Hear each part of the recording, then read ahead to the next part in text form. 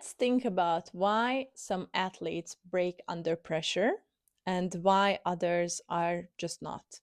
Is it talent or is it genetic? I think it's mindset. And today in this video, I will talk about how a strong athlete mindset is made and how you can build one. Think about the most successful athletes in the world.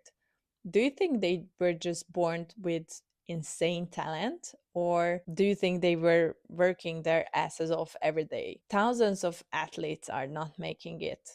But why? Because they are relying on talent and don't develop their mindset. On the other hand, there are so many athletes who maybe weren't the most gifted ones, but they kept grinding and improving themselves and pushed through challenges. That's what made them great.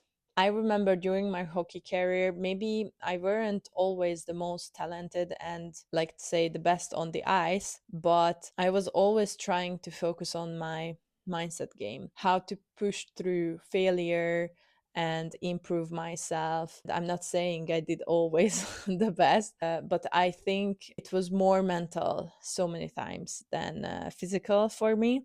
And it was always really important to figure out my role in the team because I played a team sport. I was trying to make the best out of every moment. I think one of the biggest mindset shift that an athlete can make is to switch from fixed mindset to a growth mindset. So a fixed mindset is equal that, for example, I'm saying I either can do or I don't. Growth mindset would say I can always improve.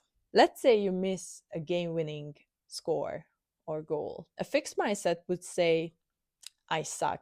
I will be never good enough. But a growth mindset would say, all right, now I missed it, but how can I improve? And this two is very differ from each other. Which one do you think gets you further in the long run? Carol Dweck, a psychologist, did a research on these two mindset, and she said those who believe they can improve no matter where they start end up performing better. But why? Because they keep pushing instead of giving up. And that's the main key. I can be honest. I think I always had, when I was younger, for sure, in the beginning of my hockey career, but I mostly had fixed mindset because my self talk wasn't very positive. Like I always said that I'm suck.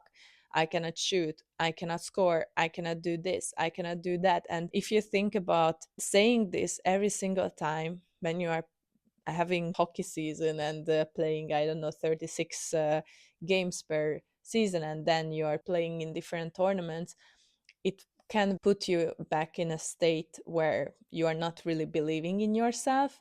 And I know it's hard. I know I'm not saying that you have to really fake it like, yeah, I'm good. Yeah, of course. It's not working like this. You can actually try to train yourself to start talking a little bit more positively and maybe trying to change some words which are very negative in a fixed mindset. Pressure moments define athletes. Some of them thrive and some of them break. And what's the difference? It's that how they train their mindset or mind. There are three simple ways to build your mental toughness. The first one is positive self-talk. And this is, I know you are reading it and listening it in the internet and everyone talks about it, but this is really, really working. So I really want you to try it because your brain believes what you are saying to it. If you continuously, constantly think that I'm not good enough, your body will follow.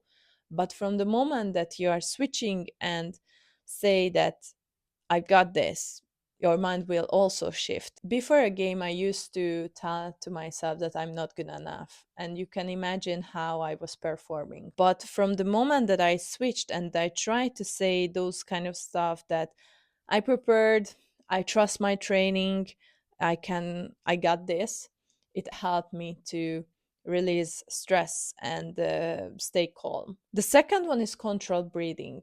And I wish I could do it before, like earlier, but it's never too late. So athletes take deep breath before competitions or before those kind of big moments, let's say.